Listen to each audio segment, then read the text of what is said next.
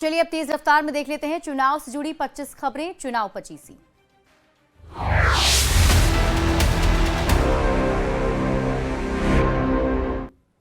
बिहार शिक्षक बहाली में डोमिसाइल नीति लागू। नीतीश कैबिनेट की बैठक में मुहर। शारीरिक शिक्षकों को मिलेंगे 16,000 रुपए। रसोईया और नाइट गार्ड का वेतन भी बढ़ा।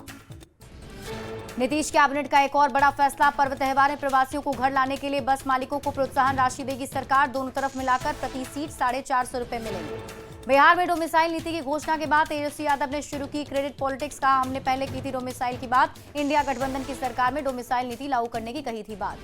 तेजस्वी यादव ने नीतीश सरकार पर साधा निशाना। कहा, आने वाले दिनों में माई बहन मान योजना की भी कॉपी करेगी एनडीए सरकार।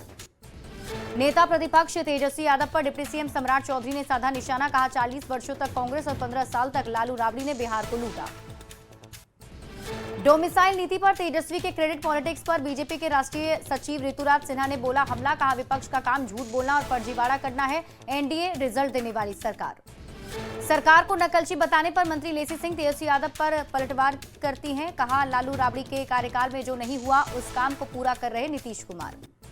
जेडीयू के वरिष्ठ नेता केसी त्यागी ने डोमिसाइल के फैसले को बताया क्रांतिकारी बदलाव। केंद्रीय बजट से बिहार की दशा और दिशा बदलने का दावा। जेडीयू के प्रदेश अध्यक्ष उमेश कुशवाहा ने भी तेजस्वी पर साधा निशाना। कहा, चुनाव बाद तेजस्वी को घर पर बैठा देगी जनता। सीएम नीतीश को नकलची बताने पर उमेश कुशवाहा का तेजस्वी पर करारा पलटवार। तेजस्वी पर तंज। 2 इफेक्ट रखकर तेजस्वी यादव ने किया है बड़ा अपराध।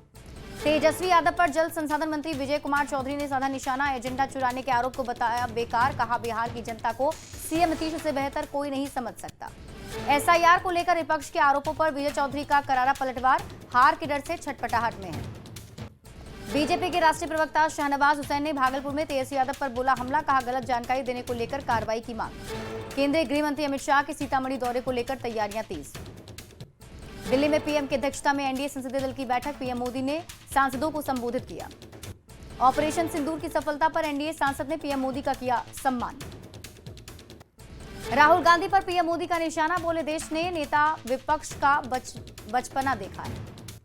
अमित शाह ने तोड़ा लालकृष्ण आडवाणी का रिकॉर्ड। सबसे लंबे समय तक गृह मंत्री बने रहने का रिकॉर्ड। सेना पर टिप्पणी के मामले में राहुल गांधी के बचाव में उतरी प्रियंका गांधी। कहा, सवाल पूछना नेता विपक्ष का काम है। एसआईआर और सीआईएसएफ की तैनाती को लेकर संसद में हंगामा। विपक्ष ने एसआईआर को लेकर लोकसभा में किया हंगामा। चुनावी साल में मुख्यमंत्री नीतीश कुमार ने नालंदा को दी बड़ी सौगात। 862 करोड़ की लागत से बन रहे पुल का किया उद्घाटन। मोतिहारी को भी मिला सीएम नीतीश कुमार का तोहफा।